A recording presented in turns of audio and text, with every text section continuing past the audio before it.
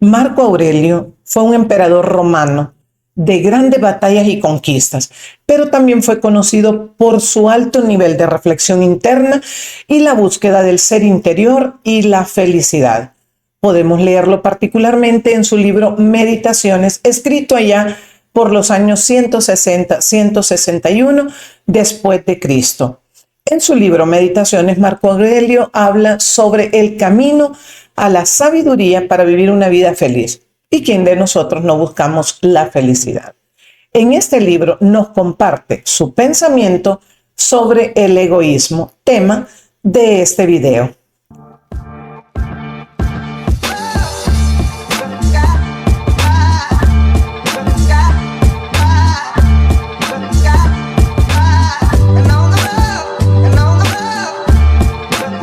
Antes de iniciar con este video, quiero darle las gracias a Zaida, una amiga que vive en Canadá y que nos está apoyando enviando nuestros videos.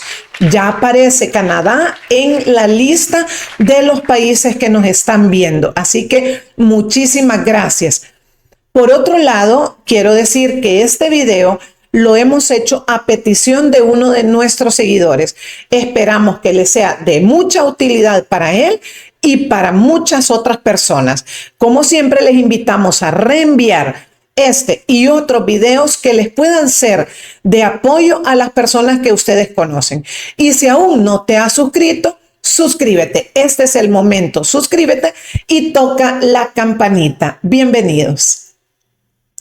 ¿Vives con una persona egoísta o eres una persona egoísta? Descúbrelo en este video. Ya hablamos un poco sobre el emperador romano Marco Aurelio y hablaremos sobre la teoría del filósofo inglés Thomas Hobbes y lo que la psicología social actual piensan sobre el egoísmo.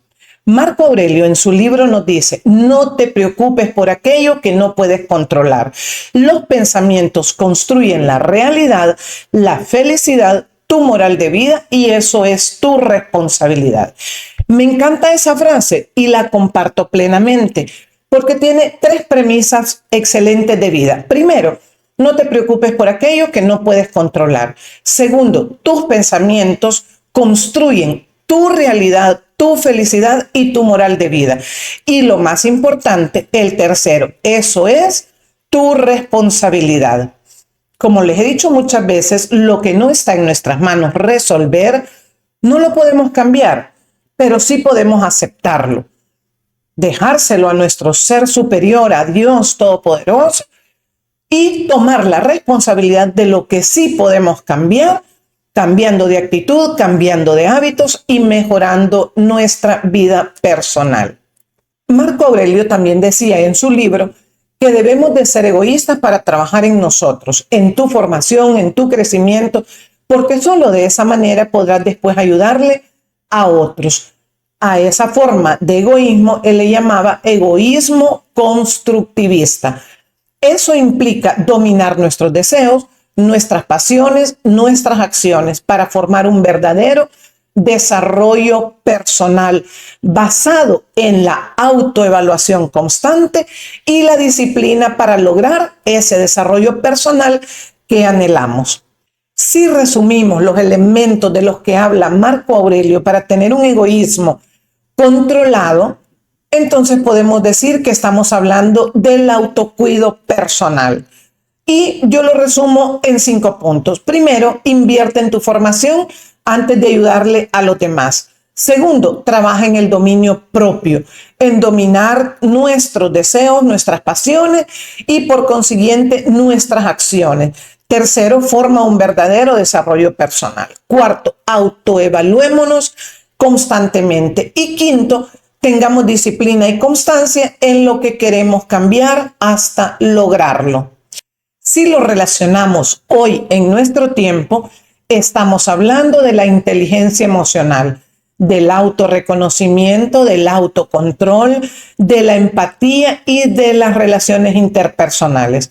Si no has visto este video, te invitamos a hacerlo. Y esto me recuerda cuando subes a un avión y nos dan indicaciones claras y precisas. Tome y póngase usted la mascarilla de oxígeno, respire y luego ayude a otra persona.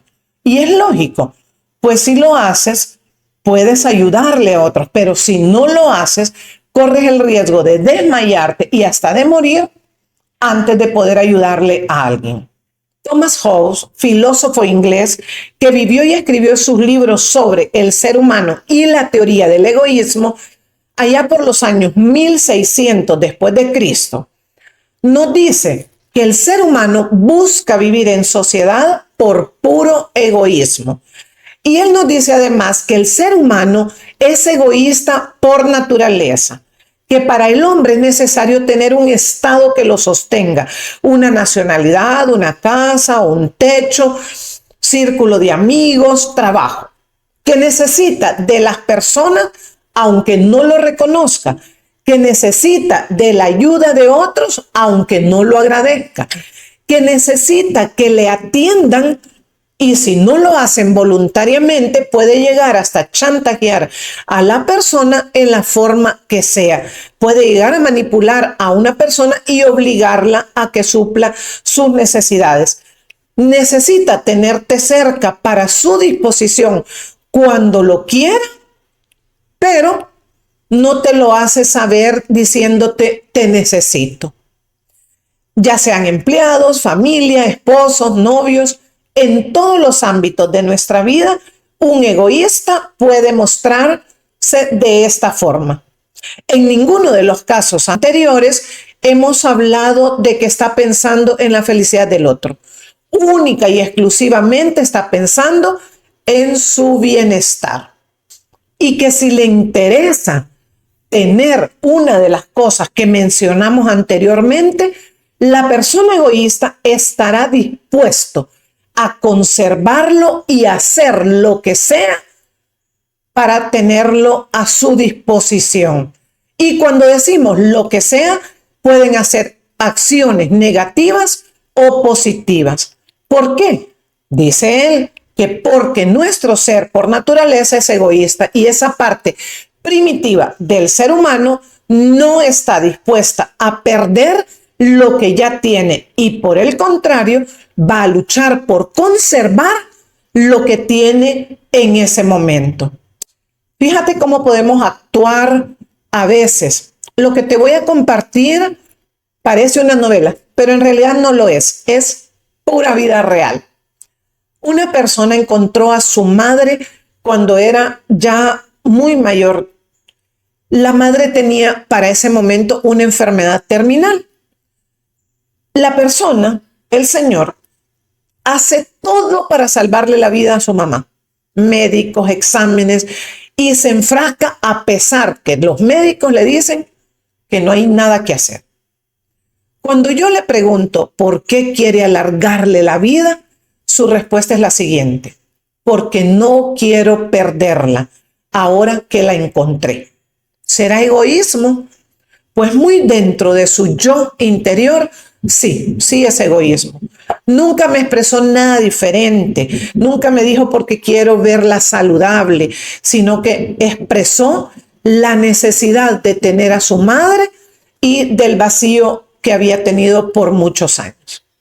A partir de eso, entonces hicimos algunos ejercicios y logró dejar ir a su madre en los mejores términos que la enfermedad se lo permitió. Se enfocó en disfrutar los últimos momentos al lado de su mamá y le sirvió hasta el último instante. Pudo cambiar su egoísmo inicial por aceptación y reconocer que tenía que hacer cambios para aceptar la realidad y dejarla ir. Y eso permitió que vivieran momentos de calidad que posteriormente quedaron en su memoria. La pregunta es, ¿estás dispuesto a hacer a veces cambios para dejar de ser un poco egoísta? Es importante que tú te des esa respuesta.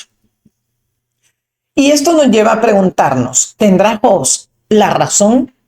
Yo creo que en un porcentaje sí, porque hay personas de esa naturaleza que se preocupan única y exclusivamente por llenar su propio vacío, sus propios espacios y sus propias necesidades.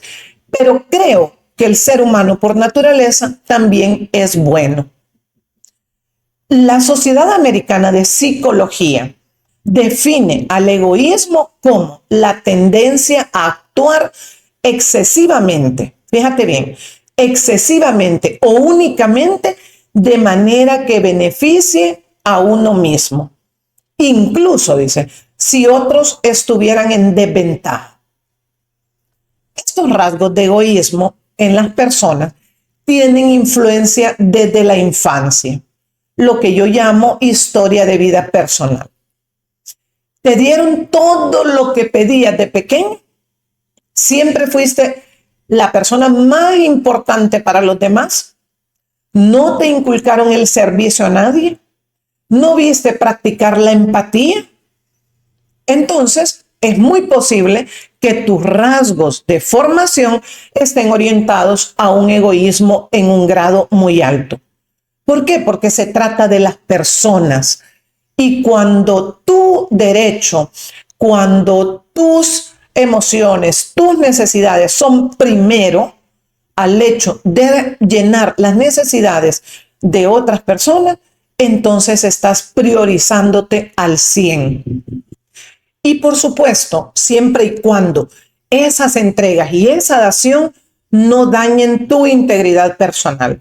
Si no, podrías estar viviendo con un egoísta que te hace creer que tú eres la persona egoísta. Si te sientes en algún momento de esa forma, te identificas con esto, te invito a ver el video de las relaciones dañinas. Quiero compartirles una historia que viví cuando era una niña. Hace muchísimos, pero muchísimos años, conocí una familia en la que la madre hacía los trabajos del hogar, el padre trabajaba fuera de casa para cubrir los gastos y tenían 3 hijos. Los 3 hijos estudiaban y ayudaban en la casa. A la hora de repartir la comida, la madre ponía la parte más grande y la parte más suculenta en el plato del padre. La segunda era para ella y puedo decir que casi las sobras eran para los hijos. Ahí siempre fue fomentado el egocentrismo, la idolatría para este papá. La historia detrás de la historia del padre no la conozco, pero sí lo tengo en mi memoria. ¿Por qué? Porque generaba una idolatría para esa persona y un menoscabo en la integridad de los hijos. ¿Había egoísmo? Creo que sí, porque ningún padre, ninguna madre hace eso. ¿Cómo ellos vivieron su vida anterior? No la conocí. Pero eso me llevó a recordar a mi memoria, porque mi madre y mi hermana mayor, que es como mi mamá, nos enseñaron todo lo contrario con el ejemplo, a compartir, a disfrutar juntas lo que teníamos. Nunca percibí en mi familia, en estas 2 personas que eran nuestras mamás, una gota de egoísmo. Entonces eso te forma a futuro para poder compartir de una manera saludable. De acuerdo a la psicología, existen 3 tipos diferentes de egoísmo, que son el egoísmo egocéntrico, el egoísmo neutro y el egoísmo altruista. El egoísmo egocéntrico es del que hemos estado hablando, es aquel en el que todo el mundo debe de girar en torno al ego de esa persona. El egoísmo neutro es aquel que enseña Marco Aurelio, que debes de cuidarte primero para ayudar a los demás. Y el egoísmo altruista es cuando lo das todo y te descuidas tanto de ti que eres egoísta contigo mismo. Entonces, el egoísmo medio, digamos que es el más saludable, porque te fijas una meta, luchas por lograrlo, te cuidas, estudias, creces, y puede pasar algún momento en que, por ejemplo, yo conocí un caso. Había una persona que le ayudaba económicamente a otra, pero estaba en su último año para graduarse de la universidad. Se acercó a ella, después de haberle ayudado como 5 años, y le dijo, este año no te voy a poder ayudar económicamente porque tengo gastos serios para graduarme. ¿Fue egoísta? No, simplemente estaba velando porque tenía que ahorrar, que cuidar para poder graduarse. Otro ejemplo es, te piden que cuides a una persona que está enferma y tú también estás enferma, aunque sea en menor grado, debes de recuperarte tú primero para poder servirle a esa persona sin exponerte a enfermarte tú también. Si no, ni le vas a servir a ella, ni te estás cuidando tú. Entonces, si resumimos en 6 características para identificar si nosotros o vivimos con una persona egoísta, en ese grado de egoísmo que le hace daño a los demás y que estoy completamente segura que también se daña ella misma, entonces podemos decir que el número 1 son personas que se sienten más importantes que los demás. 2, se consideran ellos únicamente el centro de su propia vida. 3, creen que todos los demás deben de estar pendientes de él o de ella y de sus necesidades como una obligación. 4, son incapaces o muy poco capaces de ser generosos y de tener empatía con los demás. 5, pueden ser capaces de llegar hasta el maltrato y el chantaje físico y emocional para lograr ser atendidos como ellos creen que se merecen. Y 6, que creo que puede ser uno de los peores, que es cuando esta persona egoísta ve que otra está creciendo, se está superando y no lo acepta. Rechaza que esa persona esté creciendo. ¿Por qué? Porque se pregunta, ¿y por qué no yo?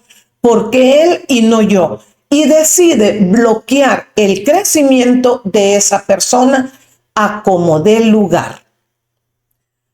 Así que cuidado, si tienes una persona egoísta cerca de ti, aléjate. Y si tú has identificado que tienes algunos rasgos de la persona egoísta que daña a los demás, busca ayuda. Si tú estás dispuesta a cambiar, puedes lograrlo. No es tan fácil como se dice, pero sí puedes lograrlo. Conozco personas que lo han logrado. Y no te equivoques, el cuidado personal no es ser egoísta. La fórmula, digamos, la fórmula perfecta o la fórmula más asertiva está en tener equilibrio entre cuidarte para saber donarte con los demás. Y recuerda, tocar la campanita para que te lleguen todos nuestros videos y compártelo con las personas a las que tú creas que ese video en particular le va a servir. Y suscríbete si no lo has hecho y ayúdanos a suscribir a otras personas. Como siempre te pedimos que seas parte de nuestro proyecto. Los esperamos en el siguiente video.